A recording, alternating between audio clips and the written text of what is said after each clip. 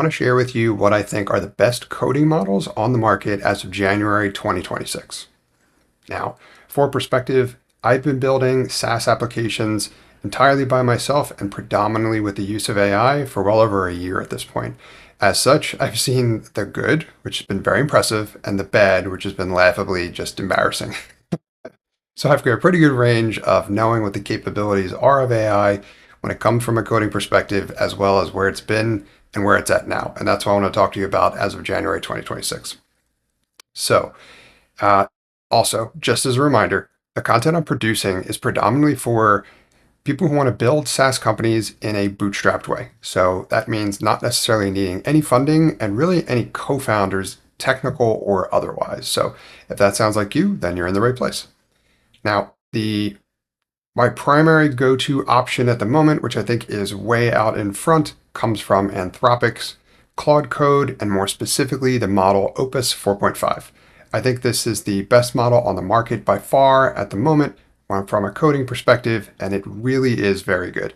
I have yet to find, for the typical type SaaS products that I've been building, regardless of complexity or whatever it is I'm trying to do, a technical challenge that Opus 4.5 really can't solve. And if there were anything that I were to knock it for, if I was really trying to reach for something, for the most part, it would probably just be that it's a little bit more expensive, although that has been improving as well too. And when I say expensive, it burns through tokens relatively quickly. It does that based on the way it's designed and how it produces the results. So number one, by and large, Opus 4.5. Number two, and my second preference at the moment, also comes from Anthropic's Claude Code in the form of the model Sonnet 4.5. Sonnet 4.5 was actually the model I used to build my first SaaS application, predominantly again with AI.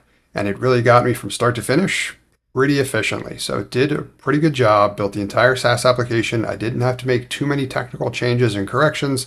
I did go down quite a bit more rabbit holes and have to come back up, fixing them along the way, again, predominantly with the use of AI, but having to kind of do some things over again, much more so than the Opus models. And back then it was Opus 4.1. We didn't have access to Opus 4.5.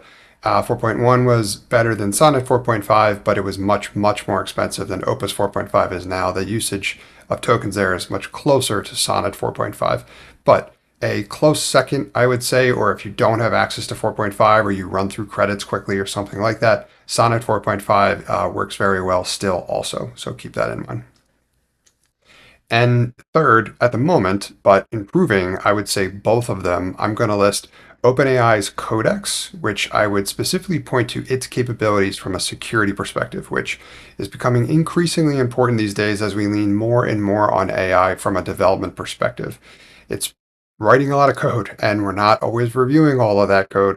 So more so than ever, security is becoming very, very important, and Codex seems to be developing kind of a bit of a knack for doing that particularly well. So I will often use Codex to review what has been written by those Anthropic models that I mentioned already to make sure that there aren't any additional security vulnerabilities or things that we need to patch up there. Now, in addition to Codex, I'm going to mention Google's Gemini, which is getting much, much better, and I'm very excited to see where that goes from here. So Gemini, I've used a little bit less or so, mainly around the releases of the newer models, but it has continued to get better, and I'm excited to see where that goes. I'm particularly excited about the cost effectiveness of Google's Gemini, as in the challenge for me, I think there is, can it perform at or as well, at or close to maybe any of the others from Anthropic, for example, but in a much more cost-effective way. So that's what I'm hopeful for from Gemini in the future, but that model is also very good. Okay, so to recap, as of January 2026, what I think the best coding models are, regardless of what it is you want to do, number one, I would say Opus 4.5, by and large, the obvious choice and is pretty clearly standing out in the lead at the moment. Second, also comes from Anthropic, and I would say it is Sonnet 4.5. And again, I've built an entire SaaS application with Sonnet 4.5. So if I was able to do that with the second place model, imagine what you could do with the first.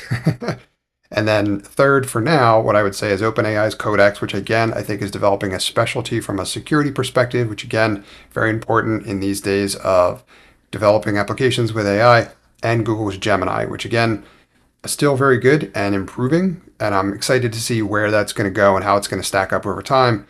not just from an effectiveness perspective, but also from the perspective of cost. Okay, so how do you apply this information yourself? Well, first and foremost, if you haven't done so already, go sign up for a Claude Code account, which is from Anthropic, and start using either Opus 4.5 or Sonnet 4.5. If you start with the former and you burn through your credits or your token usage, then you can always switch to Sonnet 4.5 and you can kind of go back and forth as your allocation becomes more available. Also, if you're to upgrade your account, you will get quite a bit more capacity that way, and you can still stick to a fixed price per month, which will allow you to have a little bit more flexibility there and be able to control your costs. Because as a number of us have seen, I haven't been bit by this yet, but some people certainly have. If you kind of leave these things a little bit unchecked, your costs can kind of run wild. So you don't want that to happen. So limit your exposure there whenever possible. And last piece I was going to share as well too, if you get value out of this content, please like, subscribe, and leave comments. That lets me know a little bit more about how valuable you find it or what else I could do to make the content better in the future.